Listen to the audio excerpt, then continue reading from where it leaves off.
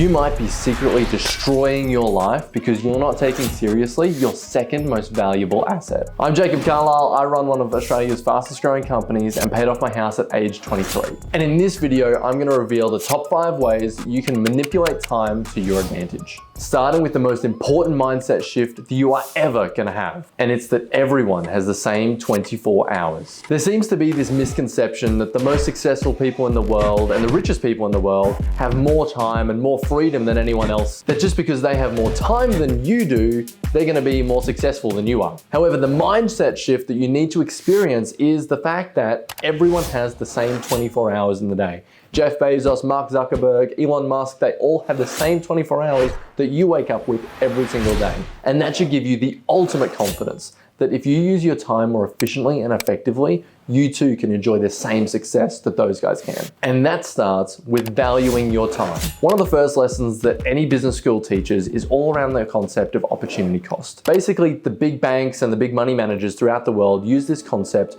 to evaluate investment A against investment B. They're basically asking themselves the question, which of the two investment opportunities is going to generate the greater return? The gap between investment A and investment B in terms of return is then seen as a cost, aka the amount of money that you're going to lose by not choosing the better investment option. The same applies to time. We give away our time so freely because we don't value it enough. If you're throwing away your time by wandering around the grocery store, doing your supermarket shopping, by cooking your own food, cleaning your own house, spending time with people that you really just don't want to be hanging out with, then you don't see your time as a valuable asset. Simple things like a click and collect grocery order, a home delivery meal service, or paying for a cleaner will buy you back a substantial amount of time that you can then start investing wisely. And that leads us to tip number 3, which is spend, save, invest, and donate. And I really want you to catch this, that your time is just as valuable as your money. And in the same way that you can spend, save, invest, and donate with your money,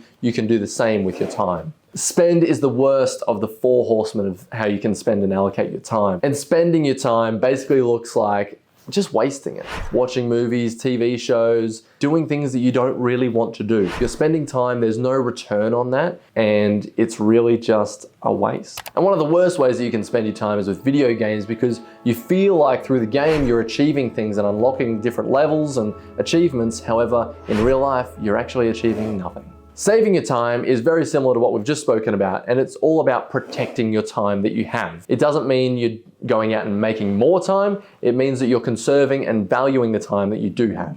If you spend a long time commuting in a car, bus, or train, then you could optimize your time better and save more time by moving closer to the things that you need day to day. The next one is investing your time, which really is the supercharger in these 4 horsemen. The basic concept is whatever you're putting your time into, it needs to produce way more time that you can then use later on. A really great example of how we use this in our business is when we train a new team member, because we know that the time that we're spending in that training process is going to produce way more time on the other side, because that team member will then be able to take the heavy load and do some of the work that we might have been doing previously. For me, this has meant bringing in more team members that can handle some of the client-facing work so that I can spend more time on the direction and leadership and development of the business. Historically, I've managed a large number of clients within the business, but in this next iteration and season of the business, that's just not the greatest return on time for me. So thanks to the hard work of some of our new team members, they've been able to take that client-facing work out of my portfolio,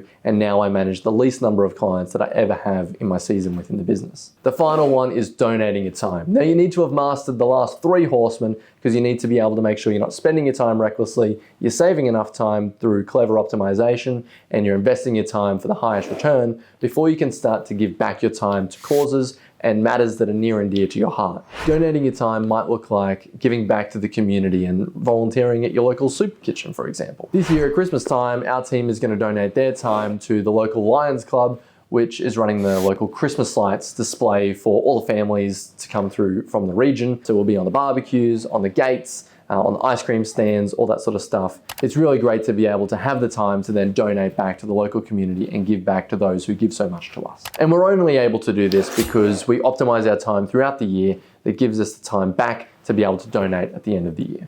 Now it's time to move on to the fourth time manipulation strategy, which is self-time awareness. Not every hour in the day is equal. Some people work really well first thing in the morning, some people work really well in the lead up to lunchtime, some people work really well straight after lunch or in the last 2 hours of their working day. If you want to use your time most effectively, then you need to work out which part of the day is going to be your most productive. I want you to map out every single working hour of your day, say from 9 to 5, and then you need to rank each hour as either on fire, good, okay, or slow. Then you need to structure your day so that you are doing the highest value tasks when you're on fire and the lowest value tasks when you're slow. You're not going to move the needle forward if you're using your on fire time by simply replying to emails. Your on fire time needs to be reserved for high return on time activities, such as education, sales, and personal development. And that takes us to one of the most important time manipulation strategies, which is learning to deal with decision fatigue. I like to think of the number of decisions that you can make throughout the day as a jar of marbles, and that resets every time you wake up. If you're forcing yourself to make decisions as soon as you wake up, such as what do you wear for the day, what are you gonna have for breakfast, what route are you gonna take to work,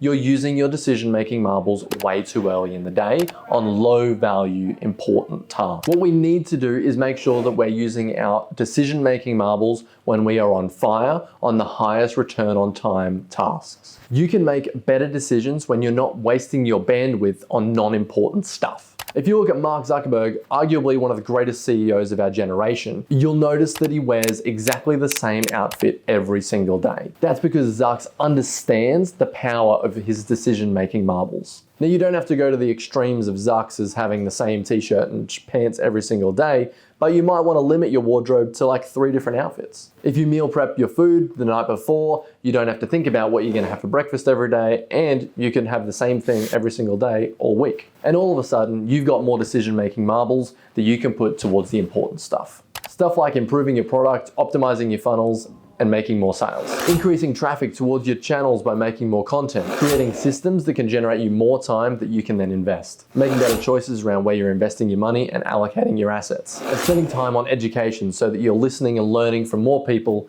who can help you move the needle forward and make better decisions in your life. Before I understood the value of my time and started taking this stuff seriously, I wasted a lot of time and my life ran a lot more slowly. Since understanding this, but now that I respect my time and use it wisely, I'm able to move the needle forward much faster on things, achieve my goals quicker, and ultimately create a better life for myself.